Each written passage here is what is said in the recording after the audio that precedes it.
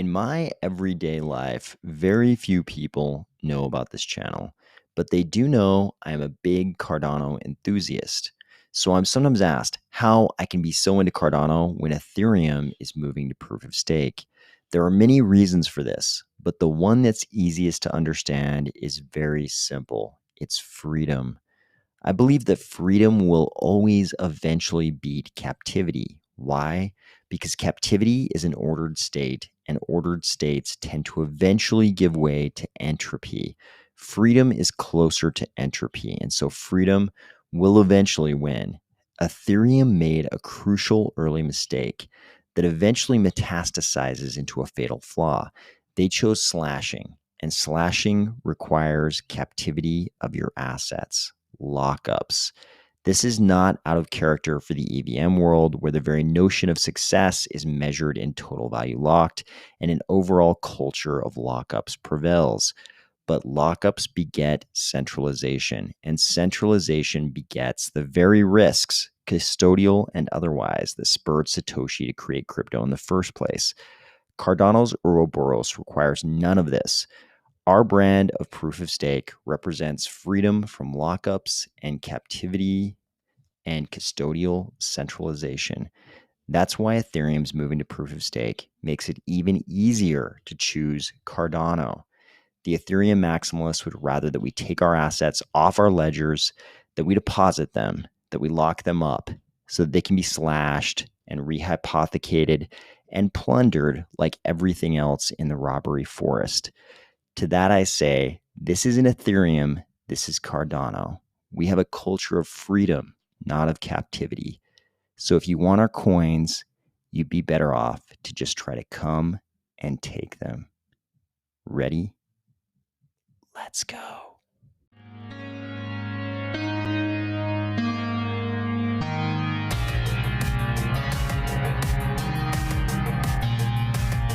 Today, we are going to discuss a very good thread on Cardano proof of stake versus Ethereum proof of stake, new Cardano functionality on Ledger, a hint about certain NFTs and Cornucopias, another hint, this time about Ada Realm and a token, and an unexpected controversy surrounding Spacebudz. If you admire the ferocious independence of the bald eagle, or if you're horrified by this cold, mindless, feathered killing machine with knives for feet, please consider delegating to the army of spies stake pool, ticker AOS.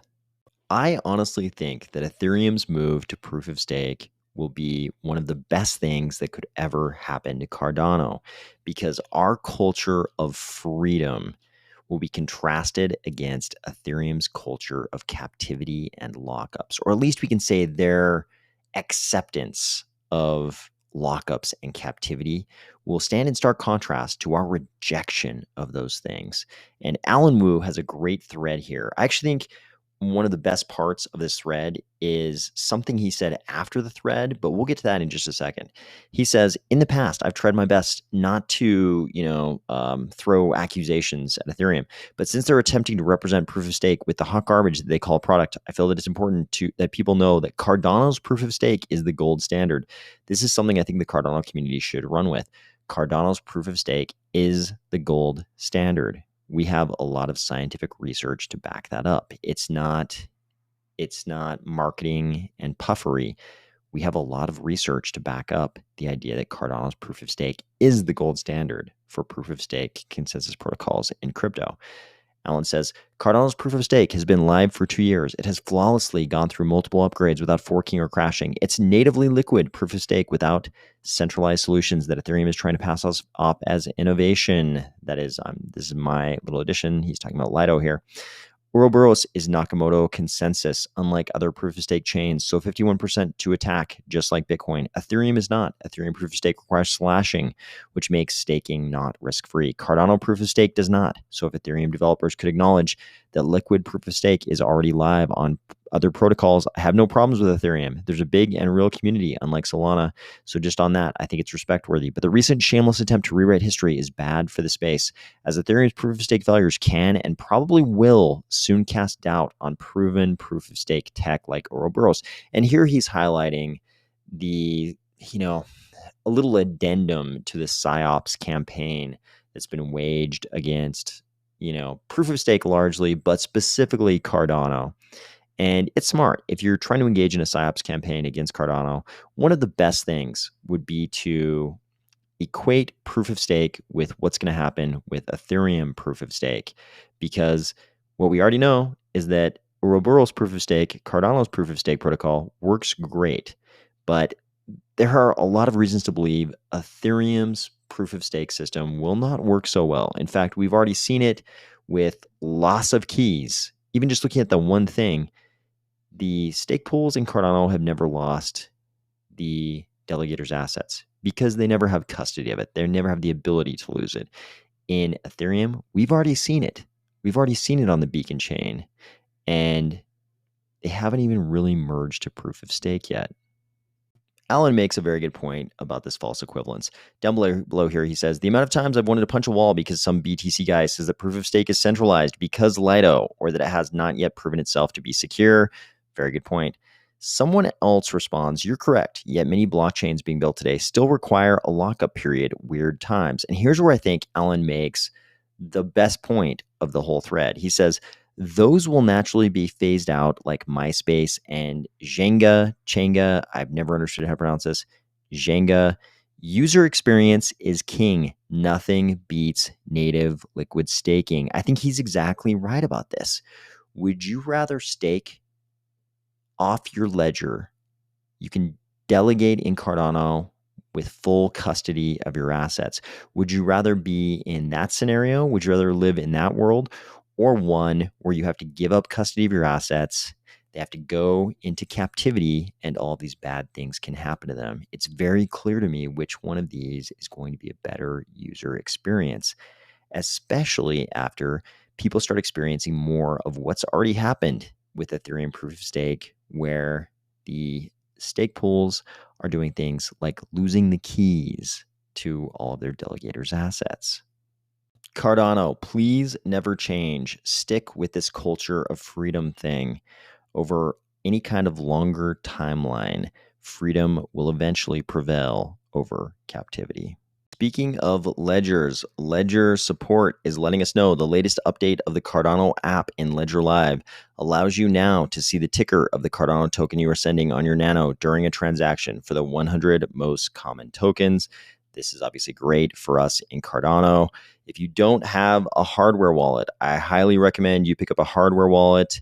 There is an affiliate link for Ledger down below. That means I make a tiny amount of money if you buy a Ledger through that link, and it helps me to keep these videos going. Speaking of freedom to do what you want with assets, Rob Grieg of Cornucopias posted this, slightly cryptic, but I like the sounds of this. He said, my 7 Cardano Summit 2021 NFTs are locked in my NFT wallet. The NFT utility in Cornucopias game will be shared soon. You're going to love it. So he referenced his Cardano Summit NFTs that you can see here. Not this one. This is a Cornucopias NFT. But he referenced his Cardano Summit NFTs, and then he talked about utility of NFTs in Cornucopias. So Grayskull, who you remember from one of the intros we recently used, which was, I thought was a great intro. Thank you, Grayskull. Grayskull asked the question, dude, Rob, please say you will give Summit NFTs utility in Cornucopias after the price issue with the other project. I was already considering what size Copy line to buy. This would 100% seal the deal for Grayskull. To which Joshua Miller, who is the NFT guy at IOHK, says he's the NFT business lead, commercial NFT business lead at IOG. He says, laugh out loud. That's what he's saying. So still slightly unclear, but it sure sounds like he might be talking about some kind of utility for these NFTs in Cornucopias. Somehow today was like a day of hints. This one a little bit less cryptic, but also from another Cardano metaverse project. Ethereum says, time to reward holders. Who wants to see an Ethereum token? But before we jump into that, happy 4th of July. Let's celebrate our growth as a community with an awesome announcement later this week. And they have a very nice 4th of July graphic. Thank you for that, Ada Realm. And I mean, I think we can tell what's going on here. I think we can tell what they're implying. I think later on this week, it looks like we'll be hearing about some kind of distribution of, I'm guessing, a fungible token to holders of Ada Realm plots. Finally, there is a controversy going on right now surrounding our beloved Spacebudz project. And we're not going to jump on the bandwagon and continue beating this dead horse, which has been pummeled mercilessly for the last couple of days. But I think it's fair to put this on your radar, and a good idea just in case anybody's not aware of what's going on. So there's a thread here from Spacebudz that starts out: "We are conducting a thorough investigation on allegations regarding the art that was commissioned for the Spacebudz NFTs. We are taking these allegations seriously, and we will communicate all the findings and remedies to the situation." And they go on to say that there's an ethos in Spacebudz of mastering the challenges of decentralization, and that's the real inspiration for the project. The illustrations were outsourced to better convey our ideas. This journey is not a smooth ride. They have to embrace the chaos that comes up with solutions to these types of challenges. They will further comment on this statement as soon as they have a clear understanding of the facts and course of action. In the meantime, they invite you to join the discussion on their dedicated channel they have created on Discord. So what are they even talking about? You have no idea what this is about if you haven't been following this controversy. Basically, what's going on is that people are noticing that various elements of the Spacebudz art are appearing suspiciously similar to other art they're finding online. Here's an example of the harpoon. The harpoon, obviously very similar to this drawing over here, which is from an artist different than the artist who apparently was responsible for the creation of the Spacebudz art. Here's a bouquet of flowers. Here is, it looks like a small flame-throwing gun.